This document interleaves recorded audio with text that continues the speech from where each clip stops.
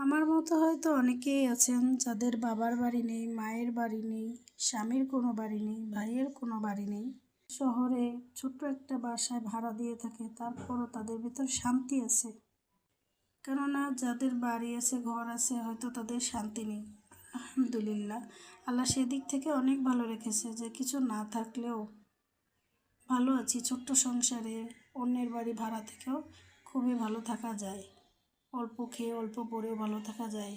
এর মধ্যেও সুখ খুঁজে নিতে হয়। জীবনে চলার পথটা সবার জন্য সহজ হয় না, কারোরটা অনেক কঠিন হয় আর কারোরটা তার থেকেও কঠিন। কিন্তু এর ভিতরে সুখ দুঃখ মিলিয়ে মানুষের জীবন কাটে। তাই দুঃখ পেলে মানুষ ভেঙে না পড়ে সবারই উচিত ধৈর্য ধরে এগিয়ে চলা। আল্লাহ তাআলা ধৈর্যশীল ব্যক্তিকে খুবই পছন্দ করেন। আর আমিও চাই যেন আমি সেই ধৈর্যশীল মানুষের মধ্যে একজন হই। সবার জন্য দোয়া এবং ভালোবাসা রইল। সবাই ভালো থাকবেন। আল্লাহ হাফেজ।